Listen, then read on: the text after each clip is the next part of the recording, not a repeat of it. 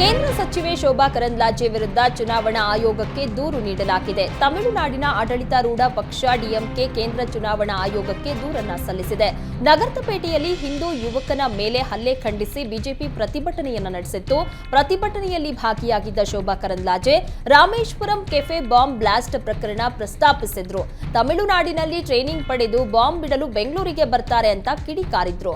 NIA ತನಿಖೆ ನಡೀತಾ ಇರುವ ಹೊತ್ತಲ್ಲೇ ಈ ರೀತಿ ಹೇಳಿಕೆ ನೀಡಿದ ಶೋಭಾ ಕರಂದ್ಲಾಜೆ ವಿರುದ್ಧ ಪ್ರಜಾಪ್ರತಿನಿಧಿ ಕಾಯ್ದೆ ಅಡಿಯಲ್ಲಿ ಪ್ರಕರಣ ದಾಖಲಿಸುವಂತೆ ಡಿಎಂಕೆ ದೂರು ನೀಡಿದೆ.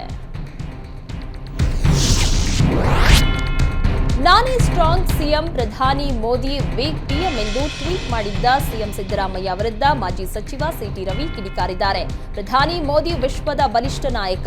ಪ್ರಧಾನಿ ಮೋದಿ ಅವರಿಂದಾಗಿ ರಷ್ಯಾ ನ್ಯೂಕ್ಲಿಯರ್ ಅಟ್ಯಾಕ್ ನಿಲ್ಲಿಸಿತು ಅಂತ ಅಮೆರಿಕ ಹೇಳಿದೆ.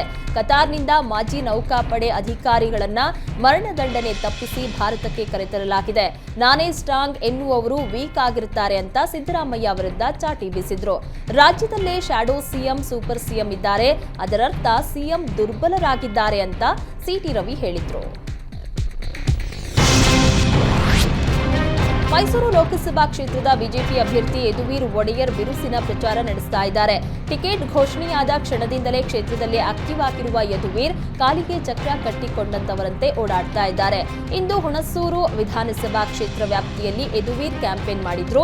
ಗದ್ದುಗೆ ಕೆಂಡಗಣ್ಣಸ್ವಾಮಿ ದೇವಸ್ಥಾನದಲ್ಲಿ ಪೂಜೆ ಸಲ್ಲಿಸಿ ಯದುವೀರ್ ಪ್ರಚಾರ ಆರಂಭಿಸಿದ್ರು.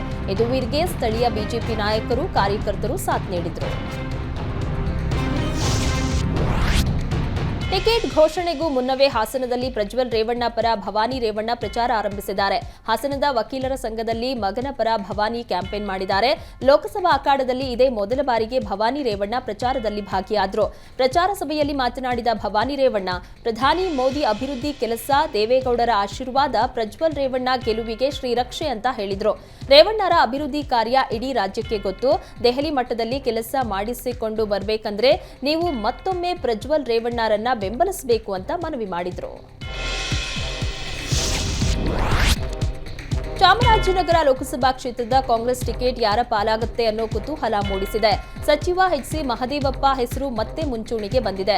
ಸ್ಪರ್ಧೆಗೆ ಈಗಾಗಲೇ ಮಹದೇವಪ್ಪ ನಿರಾಕರಿಸಿದ್ದಾರೆ. ಆದರೆ ಸ್ಪರ್ಧೆ ಮಾಡುವಂತೆ ಮತ್ತೆ ಮಹದೇವಪ್ಪ ಮೇಲೆ ಹೈಕಮಾಂಡ್ ಒತ್ತಡ ಹೇರಲಾಗ್ತಾ ಇದೆ. ಇಂದು ಮತ್ತೆ ಸಚಿವ ಮಹದೇವಪ್ಪ ಅಭಿಪ್ರಾಯವನ್ನ ಹೈಕಮಾಂಡ್ ಕೇಳಲಿದೆ.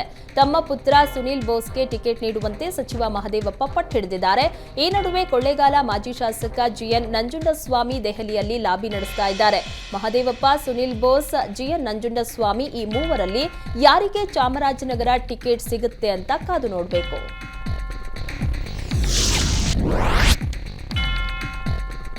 ಕೋಟೆನಾಡು ಚಿತ್ರದುರ್ಗದಲ್ಲಿ ಮಾಜಿ ಡಿಸಿಎಂ ಗೋವಿಂದ ಕಾರಜೋಳಗೆ ಟಿಕೆಟ್ ನೀಡದಂತೆ ಆಗ್ರಹಿಸಿ ಪ್ರತಿಭಟನೆ ನಡೆಸಲಾಗಿದೆ.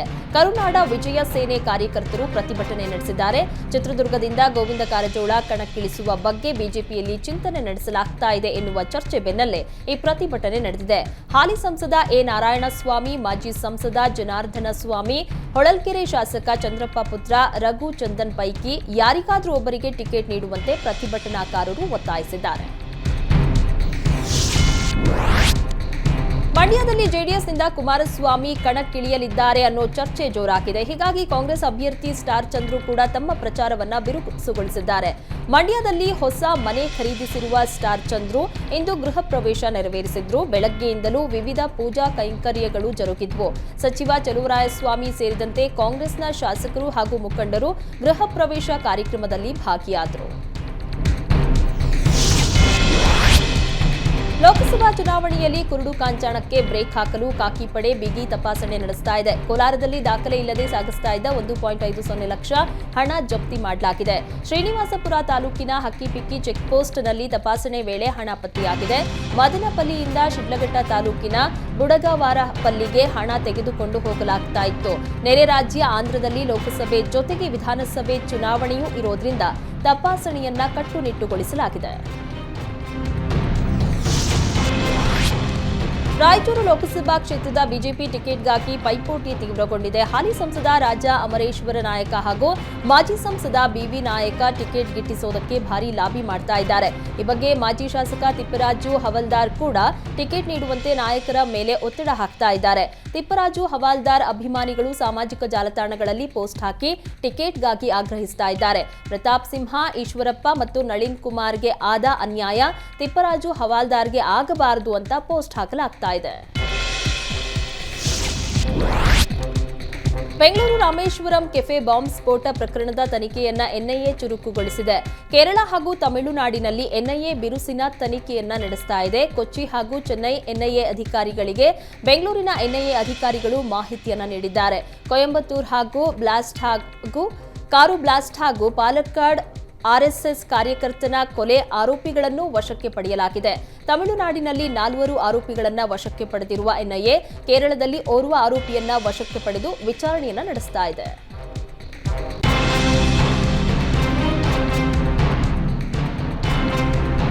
ಚುನಾವಣಾ ನೀತಿ ಸಂಹಿತೆ ಹಿನ್ನೆಲೆ ಬೆಂಗಳೂರಿನ ಮಂಜುನಾಥ ನಗರದಲ್ಲಿ ಬಿಬಿಎಂಪಿ ಅಧಿಕಾರಿಗಳು ಶ್ರೀರಾಮನ ಫೋಟೋವನ್ನ ಮುಚ್ಚಿದ್ರು.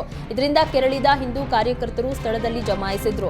ಮಂಜುನಾಥ ನಗರದ ಭಗವಧ್ವಜದ ಕಟ್ಟೆಗೆ ಶ್ರೀರಾಮನ ಫೋಟೋ ಅಳವಡಿಸಲಾಗಿತ್ತು. ಫೋಟೋವನ್ನ ಮುಚ್ಚುವಂತೆ ಚುನಾವಣಾ ಅಧಿಕಾರಿಗಳ ಸೂಚನೆ ಹಿನ್ನೆಲೆ ಬಿಬಿಎಂಪಿ ಅಧಿಕಾರಿಗಳು ಫೋಟೋವನ್ನ ಮುಚ್ಚಿದ್ರು. ಧ್ವಜ ಕಟ್ಟೆ ಎದುರು ಜಮಾಯಿಸಿದ ಹಿಂದೂ ಕಾರ್ಯಕರ್ತರು ಬಿಬಿಎಂಪಿ ನಡೆಯನ್ನ ಖಂಡಿಸಿದ್ರು. ಜೈ ಶ್ರೀರಾಮ್ ಘೋಷಣೆ ಮೊಳಗಿಸಿ ಬಿಬಿಎಂಪಿ ವಿರುದ್ಧ ಆಕ್ರೋಶವನ್ನ ಹೊರಹಾಕಿದ್ರು. ಬೆಂಗಳೂರಲ್ಲಿ ಒಂದೇ ಕುಟುಂಬದ 3 ಆತ್ಮಹತ್ಯೆ ಮಾಡಿಕೊಂಡಿದ್ದಾರೆ. ಸಾಲಬಾಧೆ ತಾಳಲಾರದೆ ಆತ್ಮಹತ್ಯೆಗೆ ಶರಣಾಗಿದ್ದಾರೆ. ಜೆಪಿ ನಗರ 3ನೇ ಹಂತದಲ್ಲಿ ಘಟನೆ ನಡೆದಿದೆ. ಖಾಸಗಿ ಬ್ಯಾಂಕ್ ಕಿರುಕುಳ ತಾಳದೆ ಆತ್ಮಹತ್ಯೆ ಮಾಡಿಕೊಂಡಿದ್ದಾರೆ ಎನ್ನಲಾಗ್ತಾ ಇದೆ. ರೂಮ್ನಲ್ಲಿ ಕರೆಂಟ್ ವೈರ್ ಹಿಡಿದುಕೊಂಡು ಆತ್ಮಹತ್ಯೆ ಮಾಡಿಕೊಂಡಿದ್ದಾರೆ. 48 ವರ್ಷದ ಸುಕನ್ಯಾ, 28 ವರ್ಷದ ನಿಖಿತ್ ಹಾಗೂ 28 ವರ್ಷದ ನಿಶ್ಚಿತ್ ಮೃತ ದುರ್ದೈವಿಗಳು. ಮನೆ ಯಜಮಾನ ಜಯಾನಂದ್ ಫ್ಯಾಕ್ಟರಿಯೊಂದನ್ನು ನಡೆಸ್ತಾ ಇದ್ರು. ಆದರೆ ಕೊರೋನಾ ವೇಳೆ ಸಾಕಷ್ಟು ನಷ್ಟ ಉಂಟಾಗಿತ್ತು. ಹೀಗಾಗಿ ಕುಟುಂಬ ಸಾಲ ಮಾಡಿಕೊಂಡಿತ್ತು. ಸದ್ಯ ಸ್ಥಳಕ್ಕೆ ಜೆಪಿ ನಗರ ಪೊಲೀಸರು ಭೇಟಿ ನೀಡಿ ಪರಿಶೀಲನೆ ನಡೆಸಿದ್ದಾರೆ. ಕಾಡಾನೆ ಹಾವಳಿಗೆ ಬೇಸತ್ತ ರೈತರು ಅರಣ್ಯ ಇಲಾಖೆ ಕಚೇರಿಗೆ ಮುತ್ತಿಗೆ ಹಾಕಿ ಪ್ರತಿಭಟನೆ ನಡೆಸಿದ್ದಾರೆ. ಆನೇಕಲ್ ವಲಯ ಅರಣ್ಯಾಧಿಕಾರಿಗಳ ಕಚೇರಿ ಮುಂಭಾಗ ರೈತರು ಪ್ರತಿಭಟಿಸಿದ್ದಾರೆ. ವನಕಮನಹಳ್ಳಿ ಹಾಗೂ ಇಂಡ್ಲವಾಡಿ ಗ್ರಾಮ ಪಂಚಾಯಿತಿ ವ್ಯಾಪ್ತಿಯ ಗ್ರಾಮಗಳ ರೈತರು ಪ್ರತಿಭಟನೆ ಮೂಲಕ ತಮ್ಮ ಆಕ್ರೋಶವನ್ನ ಹೊರಹಾಕಿದ್ದಾರೆ. ಕಾಡಂಚಿನ ಗ್ರಾಮಗಳಲ್ಲಿ ಕಾಡಾನೆಗಳ ಹಾವಳಿ ಹೆಚ್ಚಾಗಿದ್ದು ಕಷ್ಟಪಟ್ಟು ಬೆಳೆದ ಬೆಳೆಯನ್ನ ಹಾಳು ಮಾಡ್ತಾ ಇವೆ. ಕಾಡಾನೆಗಳು ಗ್ರಾಮಗಳತ್ತ ಬರದಂತೆ ಅರಣ್ಯ ಇಲಾಖೆ ಯಾವುದೇ ಕ್ರಮವನ್ನ ಕೈಗೊಂಡಿಲ್ಲವೆಂದು ರೈತರು ಅಸಮಾಧಾನವನ್ನ ವ್ಯಕ್ತಪಡಿಸಿದರು.